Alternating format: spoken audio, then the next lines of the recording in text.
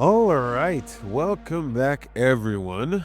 Today we are heading to Imola, looking back at the 2024 race weekend and comparing it with my own challenge in the Assetto Corsa, trying to see where my lap times would actually place me on the real grid.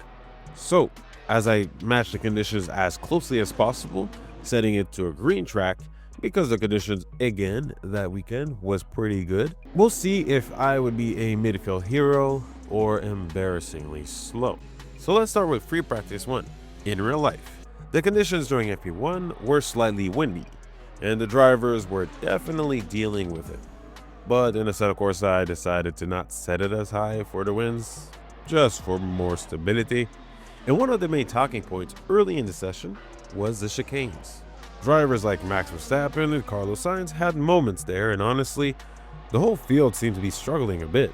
And it wasn't just the chicanes, it was also turn 17, Ravazza, which was also catching people out. It's one of those corners where if you get slightly offline, you're suddenly fighting the car on entry and exit. And also the curb in Assetto Corsa was like sticky or whatever. But yeah, in real life, that's another big factor, the curbs. And that's because since these modern cars with the ground effect run a very stiff suspension, which means that curves can really unsettle the cars. And not only that, drivers were bouncing all over them during the session. And speaking of bouncing, it almost felt like a bit of porpoising was creeping back into some teams. Interestingly, in Assetto Corsa, you can actually hear the floor hitting the ground quite a lot in the start-finish straight. So at least that part of the simulation felt surprisingly close to what the drivers were dealing with. Pretty nice. By the end of the session, Charles Leclerc set the fastest time of a 1:16.990, and when I compare it in my own lap time in Assetto Corsa, my fastest time was a 1:17.634, which would set me in P9. At least I'm in the top 10. Not too bad. But that is basically it for FP1 in real life. And we're going back to the game, as during this time I decided to set the AI to have a bit of fun. And a little bit of too much fun they were having with me, as Hamilton decides to pit maneuver me and even climb on top of me, which was an interesting maneuver. When I look at the replay, well, yeah, as you can see, this does not count as, me crashing out of the session. We're not going to count that, okay? It's the AI's fault. I did not hit the walls. So I am still able to continue throughout the session. So as I go for my laps, at times it was a bit tricky, and I had to get some space to the AI at the same time, since they were not very quick. It is what it is, realistically speaking. What can I say? But as I continue my laps, I keep gaining time each lap, getting more and more comfortable with the car. It felt pretty cool, pretty nice. But at the same time, as I was pushing and getting comfortable with the car, the first few turns always catches me, as I almost lose the car. And here I completely lose the car and luckily narrowly missed the wall. Oh my goodness, that was so close. And I was very lucky not to hit the wall. I tried some maneuvers with the wheel to try and pitch my car in a way that, would not make me hit the wall. I think it worked. I don't know. Maybe it was just pure luck. But anyways, that is basically it for FP1. So let's go to qualifying. But before we go into qualifying, let's talk a little bit about the race. So at the race start, Max Verstappen starting from the front again. But this time Lando Norris was right there challenging him. And for a moment, it looked like Lando might actually get it done. But Max comfortably held the lead. After the first few turns, the top 5 pretty much was exactly the same, except for Lewis Hamilton, who had a pretty solid start and moved forward early. So pretty good for him on that one. I mean, you still qualified quite poorly, but whatever, points. Meanwhile, things were getting complicated further back because Albon had an issue after his first pit stop. He had to pit again. Maybe it was like a loose wheel or something issue. I forget, but whatever. Then there was also Sergio Perez, who honestly just continued on his streak of having a tough time with the Red Bull. We already know what happened, after 2024, but this year was really rough for him. His pace was really not there compared to what you would expect from a Red Bull driver, and he spent most of the race trying to basically recover positions. Not ideal. One of the neat highlights, though, was Yuki Tsunoda putting off another outside overtake, similar to Japan, outside to inside, something like that. Pretty cool. But this race still had some drivers struggling keeping the car on the track, such as Lewis Hamilton and Charles Leclerc.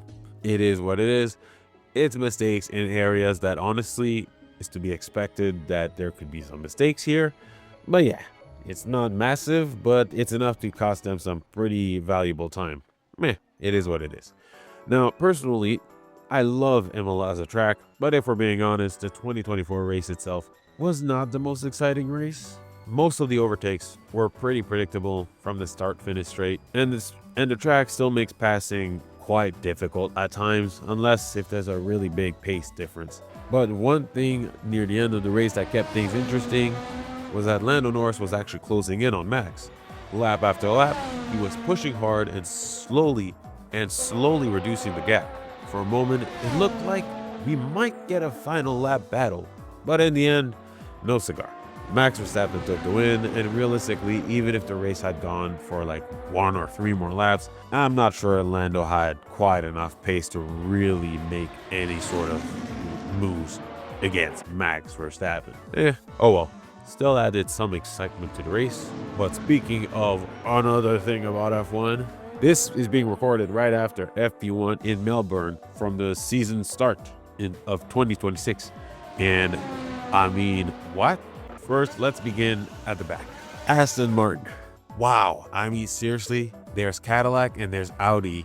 One working with basically a new chassis. They've never designed an F1 car, and they had to do a lot of things to make it happen, so very good. But they have a Ferrari engine in the back.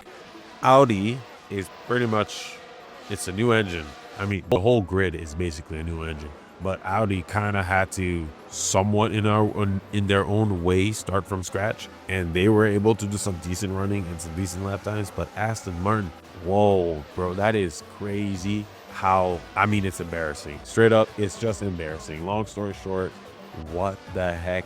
Why did they choose to go back to Honda? They should have stuck with Mercedes. Adrian Newey should have just been like, you know what?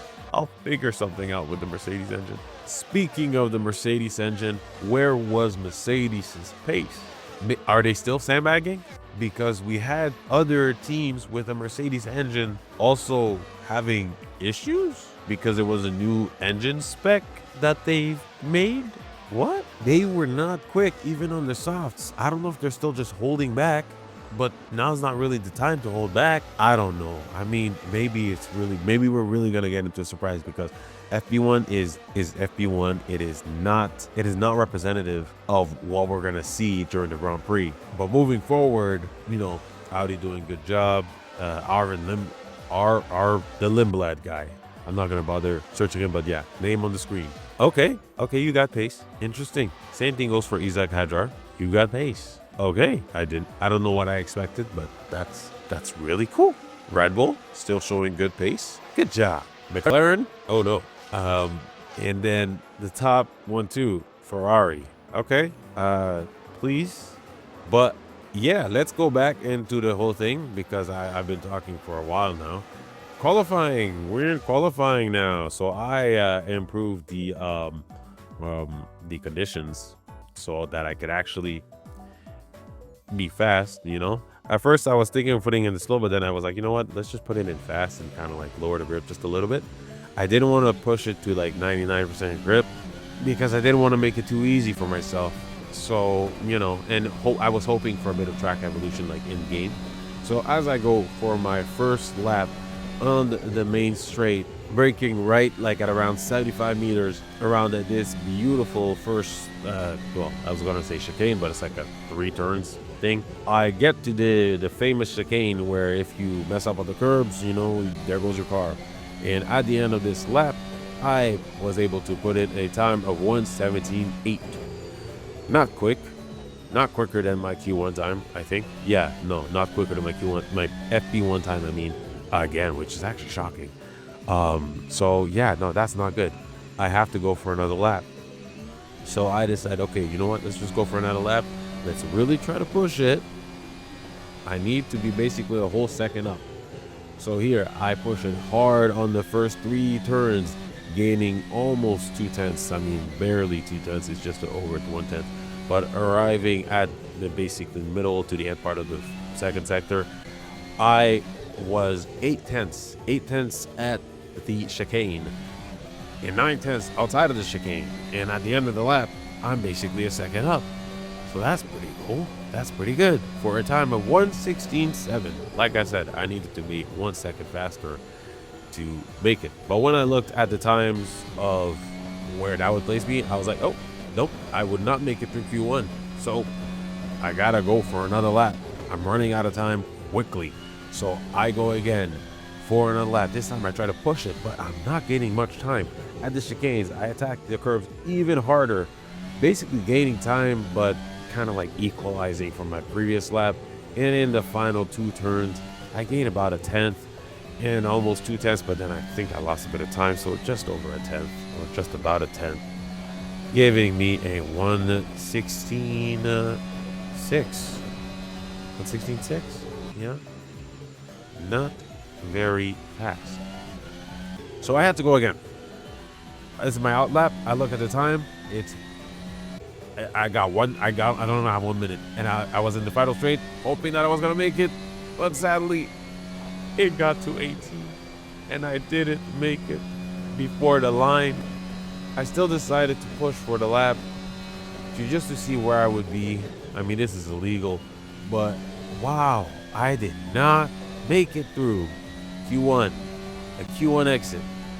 When I arrive at the near ending part of the first sector, I'm basically 3/10 up on this lap. This final lap that I'm really just pushing and ringing the car completely. The fuel is the same as it was for the previous lap, but here I am coming up close to the chicanes. I am 6/10 up in the chicanes. I attack even harder. I positioned the car very nicely. I didn't gain too much time there, but in the final 2 corners, as I was almost gaining another 2/10, I kind of lost it, so I'm back to 6/10, but 6/10 up, which would give me a time of 1:16.0. Wow. I mean, as we see the replay from my fastest time, in big quotes, my fastest time in Q1, the time that is invalid. If I was able to set this time, I would have been in basically make it to Q1, and I would not be able to make it to Q2, but at least I would have had a shot. Oh, well, it is what it is. With the time that I actually did in Q1 of a 1:16.6, that time gives me a starting position of 17th place. I'm in P17. Wow. Okay. That's that then. I decided to still just do out of just funsies another lap, because I not another lap, but start another session, increase the grip to maybe 98, 99, just to see where I would be. And in those lap times, I was able to set in a time of 1:15. My first one, which I just did, out lap, and in lap, basically just 1 lap, I was able to set in a time of 1:15.6, which is not bad. That time would have given me 1:16.660. I would have been P8, able to make it into Q3 and be P8. But I knew I could go faster. And with that, I was able to set in a time 1:15.477, which would have placed me in P8. Not a huge difference, realistically speaking, but decent. Definitely not in the top 5, which is shocking. My pace in Imola is not good, and it's one of my favorite tracks. Okay, sure. But yeah, that is the end of this video. Remember, like, share, subscribe. I will see you after the first race and in the next track, which is Monaco. And oh boy, that's gonna be tricky. Am I gonna DNF? DNF. Am I gonna crash out in FP1 or crash in qualifying? Only time will tell. I'll see you then after the race, and let's talk also about the race. Thanks for watching. I love you guys. Goodbye.